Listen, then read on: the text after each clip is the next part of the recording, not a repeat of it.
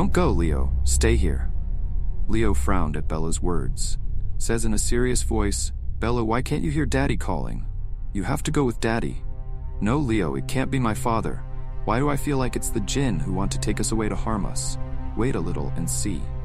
Leo does not say anything else in response to his words, but it does not move forward. It sits there quietly. After a while, Harry came back again. Now he said in a very annoyed tone, "Why didn't I tell you to come with me? Then why are you still sitting like this? Come with me." In response to his words, Bella stood up. He went to his side and said, "Father, where are you taking us? Bella will understand where to take you. Now don't talk too much and come with me." Bella thinks something in her mind. Then he held his father's hand while reciting Ayatul Kursi. But nothing happens to him. Instead, Bella looked at him with a tone of annoyance and said, "What's up, Bella? I'm telling you something. It's getting late. We have to go somewhere before evening." Bella realizes it is really her father, not a Jinn. Now he feels very shy. Leo smiles softly as he realizes this. Then Harry started following Leo by holding Bella's hand. They drove and stopped in front of a house, tin fencing around the house, a tin gate in front. After a while at the gate, a manly voice from inside said, "Who?" Without delay, Harry said, "I am Harry. I called Huzur to meet him. Is he at home?" The man opened the door, then greeted him saying, "Yes, Mr. Huzur is at home. You go and sit on the chair on the balcony. I will tell Mr. Huzur." Harry takes Salam's answer and sits on a chair in the balcony with Leo and Bella. It is clear that he is very excited. He seems to be immersed in the world of thoughts about a subject. Neither Bella nor Leo say anything, just looking around. The house is quite big. It is surrounded by tin, and the house made of tin is very clean. A variety of flowers and fruit trees are planted inside the house. Bella could not recognize some trees, but as far as possible, these will be any medicinal plants. He glanced around. Then the man came and said, "Your master is calling. Come with me." Without further delay, Harry took Bella's hand and followed the man towards a room. When he reached the front of the room, he greeted the master. Bella and Leo both looked at Huzur. They saw a very tall and old man. The man wears a white juba, a panchkali hat on his head, face full of ripe beard. He is sitting on prayer rug. His face seemed to radiate radiance. It was as if they had no idea that an old man could be seen so beautifully. Bella and Idris stared at him for a while. Huzur smiled seeing them looking at him. Then he beckoned with his hand and called everyone closer. As they all went and sat down, the master said, "Harry, now your daughter's condition is like your wife's condition. That's why you came here, right?" Bella and Leo were very surprised to hear his words. Before anyone could say anything, Bella said, "What does my mother's condition mean? What happened to my mother?" Huzur smiled gently in response to his words. Then he said, "So much curiosity is not good, mother. Keep your curiosity a little. Remember that people's curiosity is the cause of people's destruction. So it is not good at all to have too much curiosity." Bella became silent in response to his words. Didn't say anything else. Harry sat next to Huzur. Looking at him with a stern look, he started saying, "Sir, you know everything about my wife. I could not save her even though I tried so hard. Her last result was death. I don't want that to happen to my daughter. Please save my daughter from the hands of that evil Jinn." "Don't worry, Harry. The Jinn will not kill your daughter. He will not harm her." In response to his words, Harry smiled. He shouted, "Alhamdulillah." Immediately he said with a frown, "Then why is that genie lying behind Bella?" Huzur was silent for a while. "Don't say anything." Then he looked at Bella calmly and said, "Bella, mother, you go and sit in the next room. Don't be afraid that Jinn has no power to come here. You go and sit in the next room. I will talk to your husband and father and call you again." Bella doesn't speak anymore. He got up from there and went to the next room and sat quietly. As soon as he left, the master began to say, "The Jinn who is with Bella is a lover Jinn. He will not kill her. He will not harm her. He will never leave her. The Jinn want to have physical relations with Bella. He thinks he has only right over her body, not anyone else's. And that's why she can't stand any boy around her. She kills him when she's about to marry someone." After saying this, Leo stopped the master and asked, "If this is the case, then why didn't the Jinn harm me even after I married Bella? Why am I still alive? And I was able to marry Bella." Because the Jinn wanted to marry you. Because he already knew that Bella liked you, so he planned to take your form and have physical relations with her when he married you. And whenever he could accomplish this task, Bella Dasi, you can take it forever. Because Bella's brain and body will be subject to that Jinn. Bella will have no sense of herself. Huzur stopped saying that much. After being silent for a while, he started saying again. Jinn went a long way in his work. After capturing you, he assumed your form and went very close to Bella. They would have been together until now. But due to some obstacle, the Jinn could not touch Bella in that way. Despite trying so hard, he had physical intercourse with her. You can still see Bella in front of you. She has already started to control her mind. You must be careful of her. You have to take every step very carefully to save. Huzur stopped after saying so much. Leo asked, frowning as he stopped. I have a question, sir. I don't know if it is right to ask you this question. Still, I am very curious. I can't suppress this curiosity. No problem.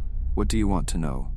Sir, as far as I know, God created man from clay, and the Jinn race was created from fire. Then, if man and Jinn meet, then people are not supposed to survive. Since Jinn are made of fire, then people are supposed to die? Isn't that right? Huzur smiled in response to his words. After being silent for a while, he said in a soft voice, You are right that man was created from clay, and the Jinn race was created from fire. But man is not only created from clay. Allah Almighty used 4 things to create man. The first is clay, the second is fire, the third is water, and the fourth is air. But man is made of clay. In the same way, the Jinn are made of earth, fire, and air. But the Jinn have more fire than everything else. It is said that people do not die due to the combination of Jinn and humans, but they become physically and humanly sick. Leo didn't say anything after listening to Huzur. He just listened to the words quietly and kept his head down. Now Harry looked at Huzur and said in a low voice, Sir, tell me how we can save Bella from the clutches of that Jinn. How can we keep her safe? You show us the way, sir. Either way, save my daughter from the clutches of the Jinn. Don't worry, Harry. If you can make Bella follow the rules I will tell you, then nothing will happen, Bella, inshallah. That Jinn will not have the power to come to her or take her away. I know you taught your daughter well from her childhood. Bella did a lot of good deeds, because of which the Jinn couldn't do anything with her until May came. But if this continues, it will not be good for Bella at all. Huzur stopped after saying so much. He was silent for a while and started to think about something. You only watch over him. He should not miss any of the obligatory acts of worship, and always pray on the column, especially on the days of every month when his body is impure, because the Jinn will choose that time. Huzur stopped saying how much. Seeing him stop, Harry and Idris both nodded in agreement, and promised that they will take care of Bella as much as possible, and will keep an eye on his knowledge. After getting their consent, Huzur asked Harry to go out. He wants to talk to Leo privately. Leo went to the next room with her daughter without saying anything. When he left, Huzur looked at Leo and asked, Leo, I heard from your father-in-law that you live alone at home. Where do your parents live? Sir, my mother is not alive. She died of a heart attack when I was 15 years old. And after I became an adult, my father left all his business in my hands and went abroad for his work. He asked me to go there too, but I did not go.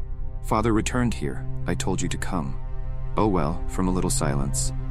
Well, Leo, I heard that the house you live in is very big, but you and Bella will be alone in such a big house. But this is not good at all for Bella. The more people you can keep him in, the better. It would not be right to be left alone. You will leave that house and go to your father-in-law's house, or invite your father-in-law to your house. And yes, another thing is to keep someone with Bella for 24 hours. Never leave him alone. Yes, sir, I will make an arrangement for it tomorrow. The master smiled after hearing his words. Then he kept silent for a while and started saying again, Now let me tell you why I asked your father-in-law to leave here. I know that even though you are husband and wife, there is still no relationship between you as husband and wife. And it is not your fault, because you and Bella would not want that Jinn in any way. Get along like a wife. She will always try to keep you away. So your job is to keep as much distance as possible from her. I hope you don't have to explain more than that. You will be able to understand this much, and you will take Tahajjud with you every night and go away. Insha'Allah, Lord, I will definitely try to follow your every word. Bella has returned to Leo house after saying goodbye to Huzur. On the way, Huzur gave Leo a book written with the words of Allah, which is tied to Leo's hand. The jinn will not be able to harm him, and gave Masnun Amal for Bella. Back home, entering the room, Bella called her father, wants to know in a very serious voice, "Dad, I have some questions for you. I can't rest until I know them. I want answers." Leo was somewhat surprised by Bella's answer, but Harry's face showed no confusion. He approached Bella and patted her head and said in a calm voice, "I know, Bella, what you want to know from me, and I will tell you everything myself today. But before that, go to the room and freshen up and read the Isha prayer. You will not skip the prayer at all. It is already too late to return home." Harry's words stopped Tanisha from saying anything. Leo went straight to his room with it. After taking off the veil, he came from the washroom fresh and ablution. The two prayed together and went out. Seeing Harry sitting on the sofa, he is staring straight ahead and thinking about something, as if he is absorbed in meditation. They went ahead and sat in front of him. Without wasting time, Bella said, "Father, I have known since my childhood that my mother died naturally. But you said to Huzur that you don't want to lose me like my mother. My mother died because of jinn. I want to know everything about her father. Please do not hide anything from me. No. Tell me what happened to my mother. How did she die?" Harry does not say anything in response to his words. He sat quietly for a while and started crying. They were surprised to see him crying so suddenly, yet no one asks any questions. After crying for a long time, Harry started saying, wiping away the tears, "Your mother's death was not a natural death, Bella. She was murdered.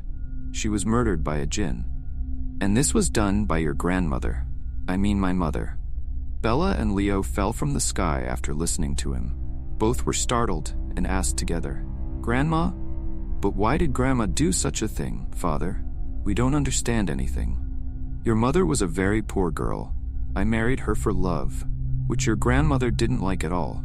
She always gave your mother a lot of trouble after marriage. But I made her forget that trouble with my love for your mother. Once your grandmother, unable to bear your mother's happiness, a jinn cursed your mother. I had no idea. Then you are in your mother's womb. Your mother is 5 months old. Suddenly your mother becomes very sick, stopped talking to me, couldn't stand me. At that moment, your grandmother acts as if your mother is her own daughter. Always understand me about your mother's illness. I believed my mother got better thinking her granddaughter would come. Slowly the time comes for you to surface. I was very happy. But soon after you come into the world, your mother goes crazy. He was always acting crazy.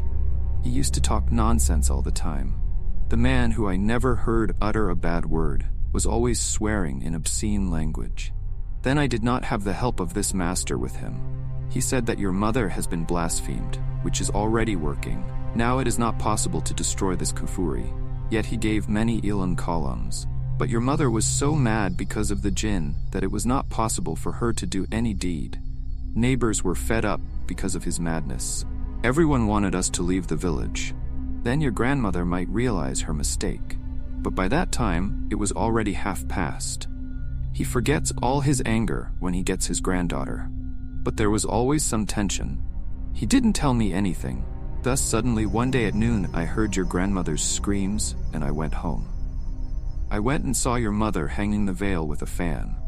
Everyone thought he committed suicide. But actually, the jinn of that blasphemy forced him to commit suicide. I suffered so much that day that I still can't forget it. After 1 month of his death, I left the village with you and your grandmother and moved to the city. Harry stopped after saying so much. He wiped his tears and started saying again, "When I came to the city, I was very broke. I spent all the money I had. It's very different from the village to the city. Everything is different here. I didn't even have the money to buy milk for you. I tried like crazy for a job. Help me at that time. Leo's father has become a friend to me. He loved me like a younger brother." Harry stopped saying that much. Seeing him stop, Leo asked, "But father, how did you later know that mother's death was not normal? It was unusual?" 5 years after Bella and her grandmother moved to the city, Bella's grandmother fell ill. When she was seen by the doctor said that she had terminal cancer. It was impossible to save her. She might only live for a month. Before she died, Bella's grandmother died. He told me the truth. At that moment, I didn't have a lot of love and hatred. I couldn't throw him away at the last moment. He may have got the result of his sins in the world. Harry stopped after saying this much. His eyes are twinkling. Tears are falling from the eyes. Neither Idris nor Bella said anything else in response to his words. There is silence among all. After some time had passed, Harry began to speak again on his own. Something strange has happened to you since a month after your grandmother passed away. You suddenly woke up in the middle of the night and started crying. Suddenly you saw something in front of your eyes. When you told me, I quickly took you to that master. The master said, seeing you, an evil jinn has caught your eye. But the gaze was not very scary. He always gave you a talisman, forbidden you to go to the roof after bringing the talisman. That's why I forgot that the problem will be so big I couldn't. Saying these words, Harry burst into tears. Seeing her crying, Leo held her hands. Assuredly said, Father, don't worry at all. I am by Bella's side. I will not let anything happen to her. If God is with us, the jinn will not be able to harm her. Inshallah, I will keep 2 people for her tomorrow. They will be with her 24 hours. After eating and drinking at night, Leo went to his room with Bella, closed the door and sit next to him. He sat quietly for a while with his hand in his. There is silence between both of them. After some time, Leo lay down with his head on Bella's lap. He took her hand and held it to her chest and said, According to Bella, in religion, you and I are husband and wife. But nothing has happened between us so far. Now if I want to adopt you, will you agree to me? Bella suddenly felt very embarrassed by such a question. He sits quietly with his face red with shame. Leo smiles, seeing her shy. She lifted her head from his lap and sat up. With his hand on his muzzle, he turned to himself and said, Then do I take it you're agreeing with me? Bella felt more ashamed of such a question. He lowered his face away from hers, a shy smile on his face. Realizing that, Idris hugged him. He gives it a gentle caress of love on her forehead. Then every time he moves his lips to hers, suddenly Bella shrieks and pulls away from him. He went away and began to cluck like a chicken. Leo is quite nervous about his behavior. He quickly went to her and took her hand and asked, What happened, Bella? Why are you doing this? Bella jerked her hand away from him and stepped back. What have you done to my body, Leo? Do you want to kill me? Why is my whole body in so much pain? It's burning so bad it feels like you've set it on fire. Leo was shocked by his words. He does not know what to do in such a situation. He again approaches Bella, but before that, Bella quickly moved away from there and said in an angry voice, Warner, you don't come near me. My whole body is burning because of you. You must have done something to make me die. I can't stand you. I don't want to be with you. You stay away from me. Saying the words, Bella went to the corner of the bed and lay down. His words made Bella fall from the sky. He never thought that Bella would suddenly treat him like this. He doesn't know why he starts to suspect that it's not Bella. Or Bella is not herself now. Someone else is controlling him now.